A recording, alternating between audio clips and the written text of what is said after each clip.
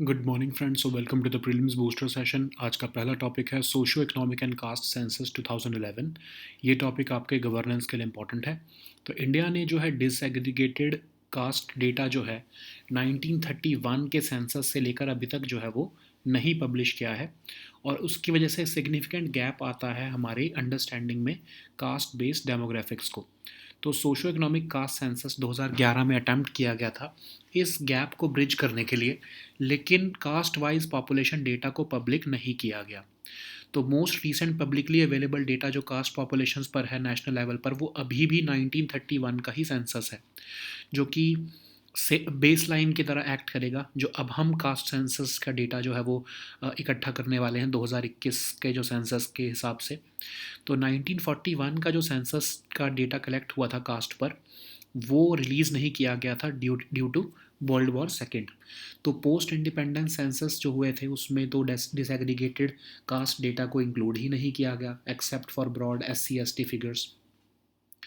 तो जो socio economic caste census का 2011 है वो क्या था, union ministry for rural development ने इसको शुरू किया जून 2011 में, एक nation wide door to door enumeration exercise की तरह। और इस डेटा को यूज़ किया गया पॉलिसी रिसर्च और इम्प्लीमेंटेशन के लिए, कई तरह के डेवलपमेंट प्रोग्राम्स को इम्प्लीमेंट करने के लिए। तो 24 लाख एन्यूमरेशन ब्लॉक्स जो है वो कंडक्ट किए गए, और मोस्टली 2011-12 में इसको कंडक्ट किया गया था, और 2013 में भी कुछ स्टेट्स में से कंडक्ट किया गया। जॉइंट एक्सरसाइज थी ये, सेंसस 2011 के साथ ही किया गया, लेकिन ये एडमिनिस्ट्रेटिवली अलग था। कास्ट सेंसस जो एडमिनिस्ट्रेटिव कंट्रोल के अंदर होता है, मिनिस्ट्री ऑफ होम अफेयर्स के अंडर, जिसमें SC STs को जो है वो डेटा इकट्ठा किया जाता है। और जो रूरल एरियाज़ में सेंसस होता है वो मिनिस्ट्री ऑफ रूरल डेवलपमेंट करती है।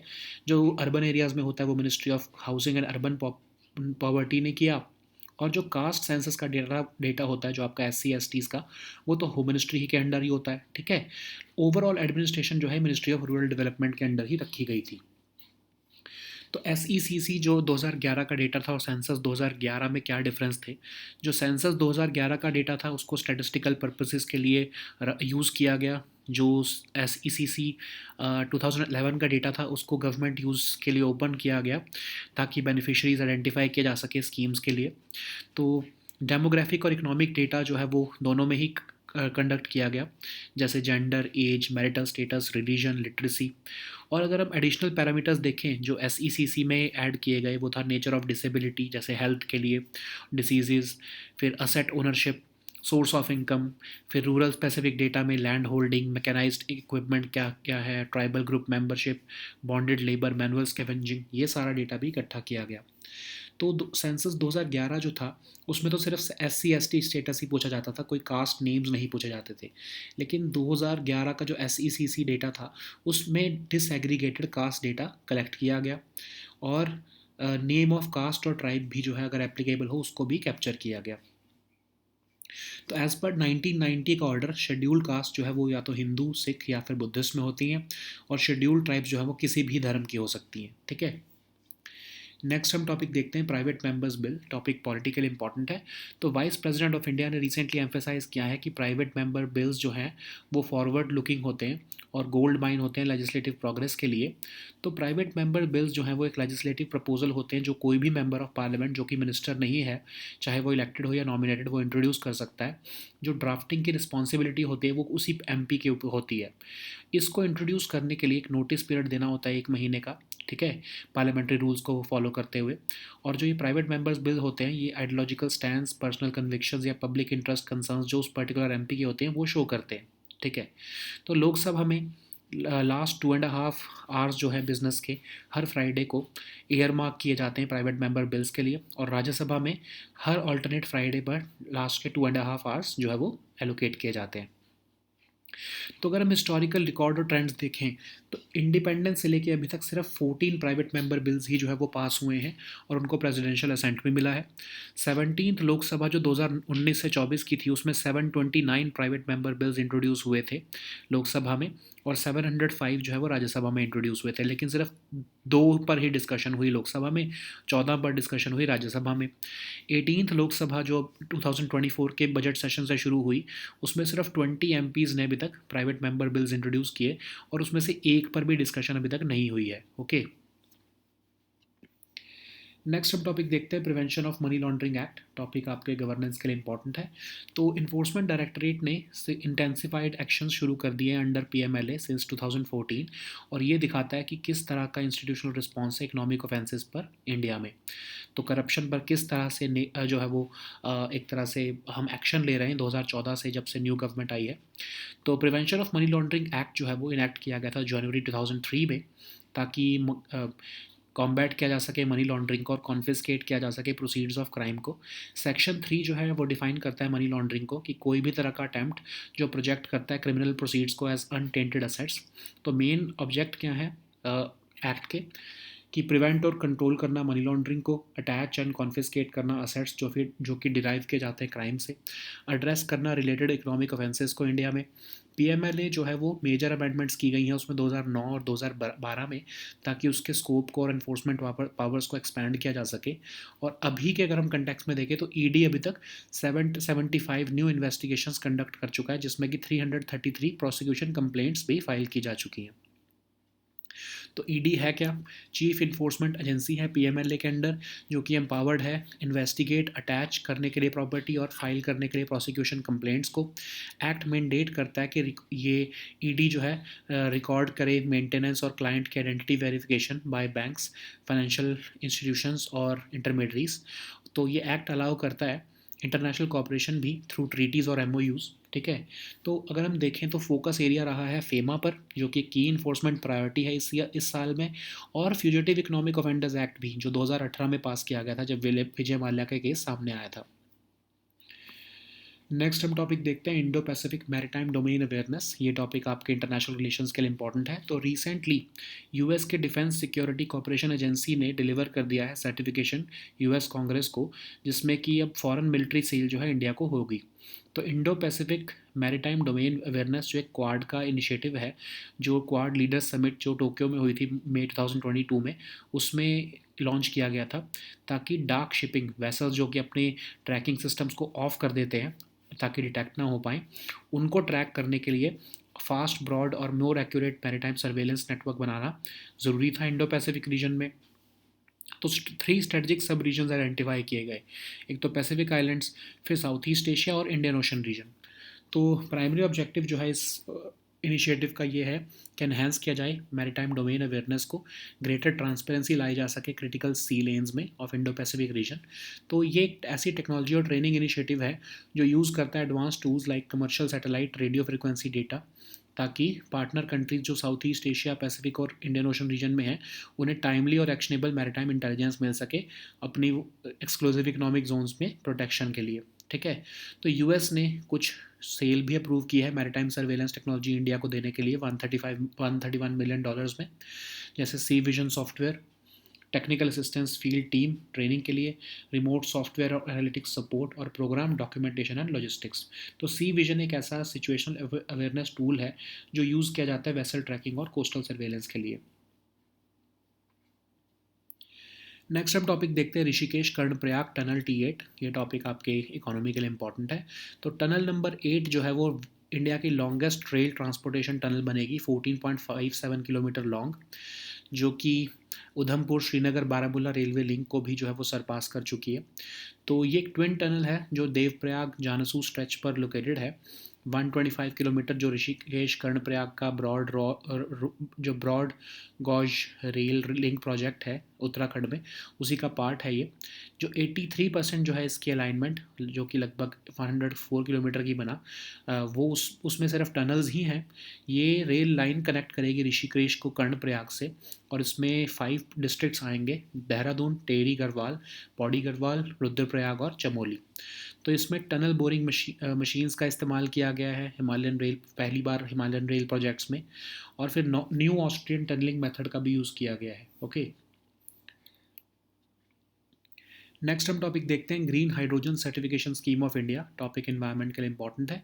गवर्नमेंट ऑफ इंडिया ने रिसेंटली इनिशिएट किया है ग्रीन हाइड्रोजन सर्टिफिकेशन स्कीम, ताकि ट्रांसपेरेंसी और क्रेडिबिलिटी आए प्रोडक्शन में। तो ये स्कीम लॉन्च की गई है ministry of new and renewable energy द्वारा, under national green hydrogen mission, ताकि इंडिया को एज अ ग्लोबल हब बनाया जा सके ग्रीन हाइड्रोजन का। तो ये स्कीम एम्फेसाइज करती है accuracy in emissions data, strict monitoring और इंटरनेशनल कंपैटिबिलिटी। हाइड्रोजन को ऑफिशियली रिकॉग्नाइज किया जाएगा ग्रीन जब वो non biogenic green house gas emissions उसके थ्रू जो है वो 2 kg ऑफ CO2 से ज़्यादा नहीं होंगे पर kg ऑफ हाइड्रोजन प्रोडक्शन में।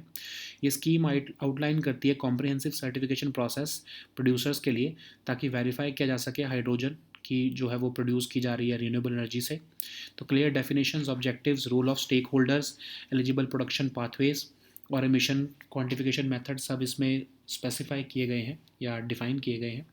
तो अब इसमें 4 टाइप्स ऑफ सर्टिफिकेट्स की ज़रूरत होगी: concept certificate, facility level certificate, provisional certificate और फाइनल सर्टिफिकेट। जो फाइनल सर्टिफिकेट है वो मैंडेटरी होगा उन फैसिलिटीज़ के लिए जो गवर्नमेंट इंसेंटिव्स ले रही हैं। स्कीम जो है वो इंटरनेशनल स्टैंडर्ड्स के साथ भी अलाइन हो रही है।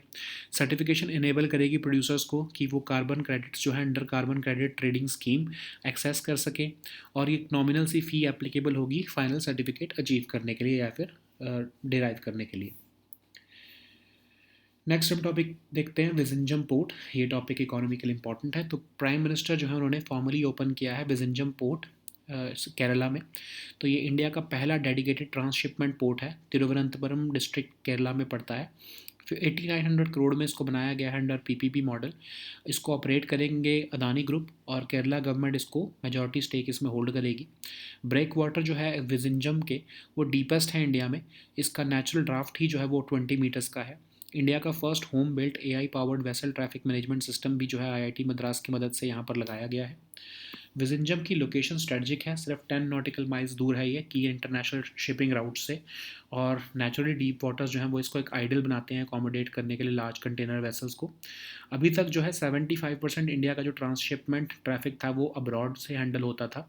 विजिंजम जो है वो इसको चेंज करना चाहता है by reclaiming a substantial share of this traffic, और इस जो पोर्ट है वो अब ग्लोबल हब्स के साथ रूट्स को शेयर करेगा, जैसे शंघाई, सिंगापुर और बुसान। प्लान्स भी हैं कि इसको एक मल्टी मॉडल लॉजिस्टिक्स हब भी बनाया जाए। ठीक है, नेक्स्ट हम टॉपिक देखते हैं ऑरेंज इकोनॉमी। टॉपिक इकोनॉमी के लिए इंपॉर्टेंट है ऑफ कोर्स। तो world audio visual entertainment summit में जो है प्राइम मिनिस्टर ने कहा है कि इंडिया की बूमिंग ऑरेंज इकोनॉमी जो है वो क्रिएटिविटी, कंटेंट और कल्चर से पावर्ड है। तो ऑरेंज इकोनॉमी क्या होती है? Creative economy. सेक्टर्स जो क्रिएटिविटी और कल्चरल इंडस्ट्री से रिलेटेड हैं उसको हम ऑरेंज इकोनॉमी कहते हैं। तो इसका फोकस रहता है कंट्रीब्यूशन में क्रिएटिव असेट्स की, जो कि इकोनॉमिक ग्रोथ और डेवलपमेंट को गाइड करते हैं या ड्राइव करते हैं। तो इससे इकोनॉमी इंटीग्रेट होती है, इकोनॉमिक इससे इंटीग्रेट होते ये इकोनॉमी इंटीग्रेट करती है इकोनॉमिक, कल्चरल और सोशल एस्पेक्ट्स को, और इसमें नॉलेज बेस्ड इकोनॉमिक एक्टिविटीज़ आती हैं। तो जैसे एडवर्टाइजिंग हो गया, architecture, art and craft, design, fashion, film, video, photography, music, performing arts, publishing, research and development, software, computer games, electronic publishing और TV, रेडियो सब इसमें आ जाता है। ऑरेंज इकोनॉमी जो है वो लगभग 3% ऑफ ग्लोबल GDP को कंट्रीब्यूट करती है और 30 million jobs world wide create करती है। तो अगर हम देखें तो इसको ये इंस्पायर्ड बाय आइडियाज़ होती है, तो इसमें इसलिए कांस्टेंट इनोवेशन, सिंगुलर प्रोडक्ट्स चाहिए होते हैं और डिजिटाइज्ड प्रोसेसेस होते हैं। Okay, so now let us see all these topics in English.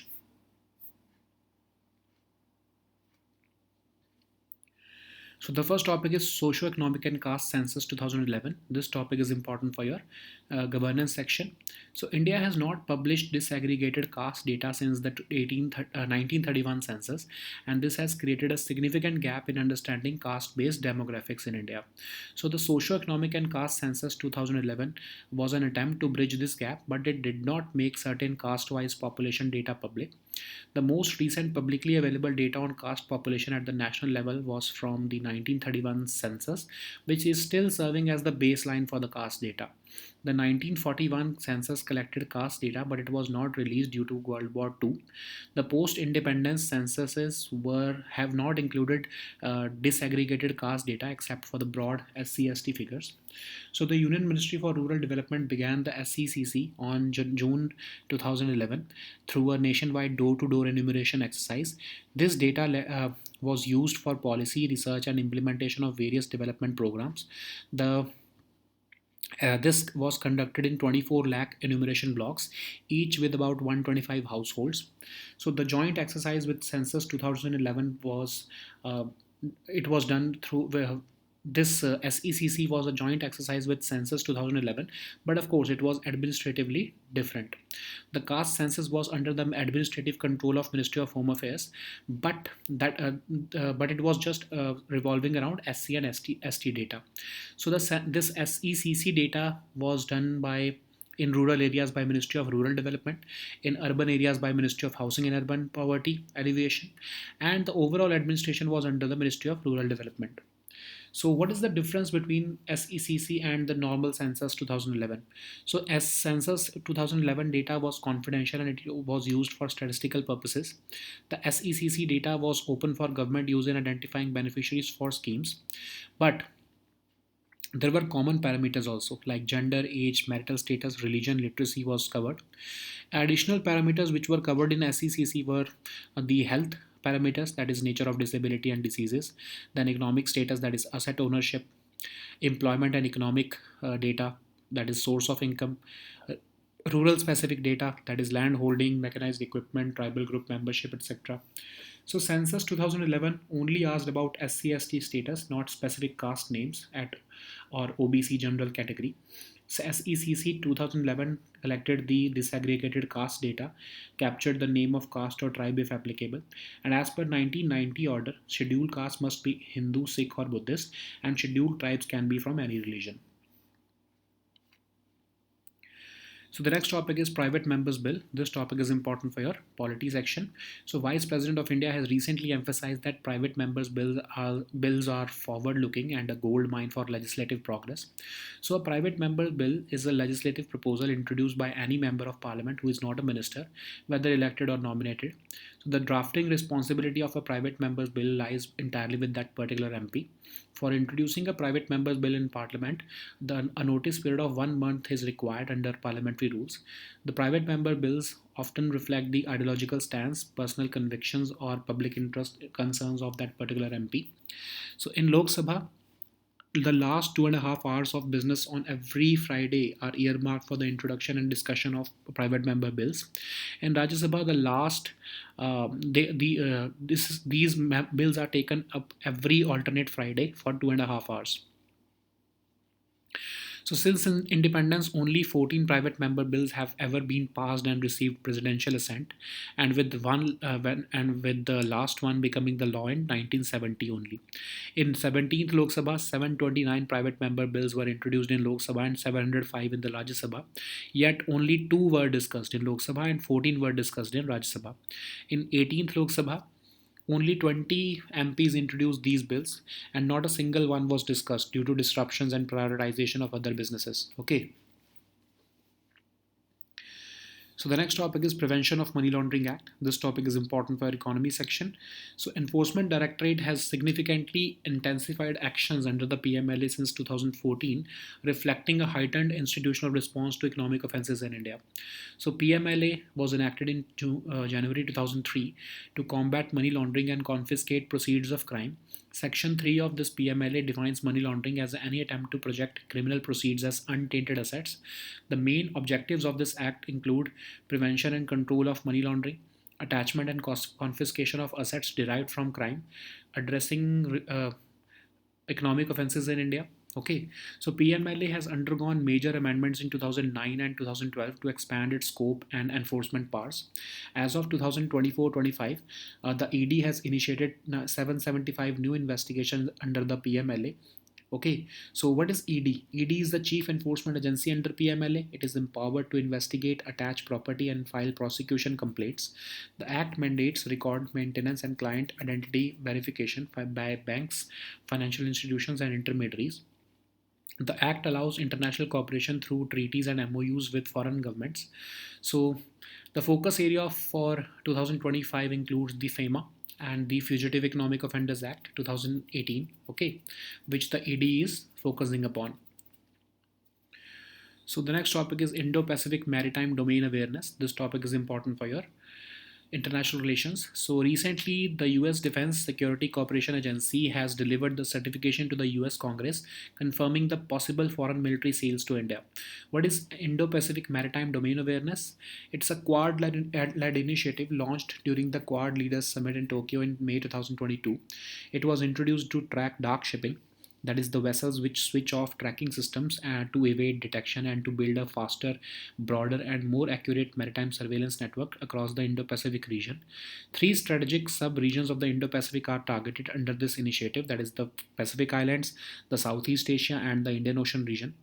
The primary objective of IPMDA is to enhance maritime domain awareness and bring greater transparency to critical sea lanes of the Indo Pacific region. It is a technology and training initiative which uses advanced tools like commercial satellite radio frequency data to monitor and detect maritime activity near real time. Through this initiative, the partner countries in Southeast Asia, Pacific, and Indian Ocean region will be provided with timely and actionable maritime intelligence to protect their exclusive economic zones. So, the US has approved a potential sale of maritime surveillance technology worth $131 million to India, which also includes this Sea Vision software, which is a key maritime situational awareness tool which is widely used for vessel tracking and coastal awareness. Okay. So the next topic is Rishikesh Karnaprayag Tunnel T8. This topic is important for your economy section. So tunnel number 8 is set to become India's longest rail transportation tunnel at 57 kilometers, surpassing the current longest Udhampur Srinagar Baramulla railway link. So this is a twin tunnel which is situated on the Dev Prayag Janasu stretch of 125 km Rishikesh Karnaprayag broad gauge rail link project in the state of Uttarakhand. Over 83% of the 125-kilometer alignment comprises of tunnels. This rail line will connect Rishikesh to Karnaprayag. It will enhance connectivity across 5 districts, that is Dehradun, Tehri Garhwal, Pauri Garhwal, Rudraprayag and Chamoli. So this tunnel has been constructed using the tunnel boring machines which were used for the first time in Himalayan rail projects to excavate 4 km of T8.